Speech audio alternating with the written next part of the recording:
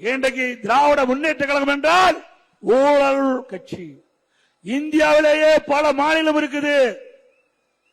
அந்த பல மாநிலத்தில் ஊழலுக்காக கலைக்கப்பட்ட ஒரே அரசாங்கம் திமுக அரசாங்கம். வேற எந்த அரசாங்கமும் ஊழலுக்காக கலைக்கப்பட்டதில்லை. திரு கருணாநிதியுடைய கவர்மெண்ட் ஊழலுக்காக கலைக்கப்பட்டது. திரு கருணாநிதி அவர்கள் முதலமைச்சர் அந்த காலத்தில் அரிசி பேர ஊழல், வீரான ஊழல், பூச்சி மருந்து ஊழல், சர்க்கரை பேர ஊழல். அதுல விசித்திரமா இருந்தது. சிந்திச்சு பாருங்க.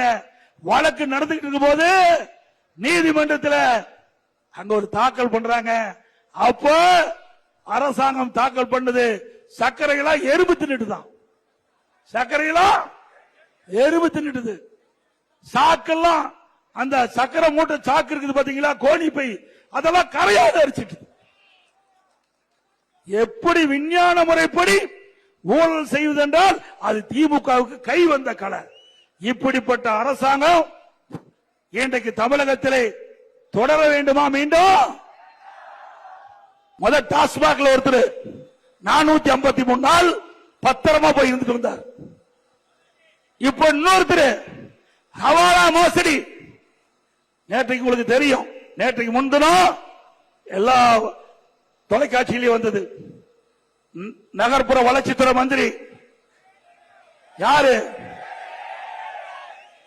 ஏங்க 3 முறை இடி அவர்கள் சோதனை அடைந்து அதில் கிடைக்கப்பட்ட ஆதாரத்தின் அடிப்படையில் இங்க இருக்கிற டிஜிபிக்கு வழக்கு பதிவு செய்ய அறிக்கை அனுப்புறாங்க.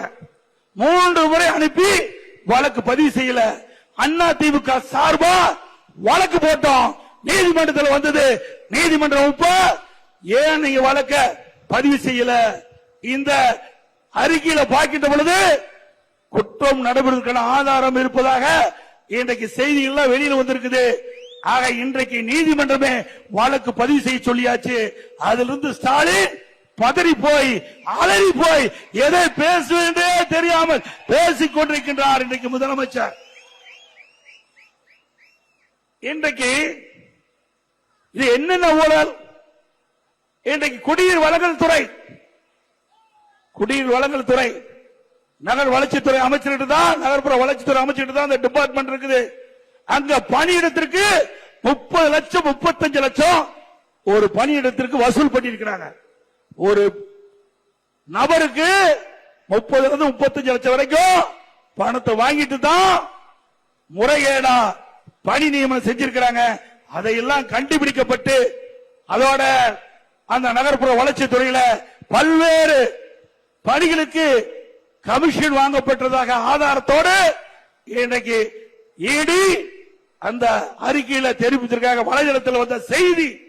ஆக இன்றைய தினம் ஊழல் நிறைந்த அரசாங்கம் இதுவே சான்று. உண்மைதானே?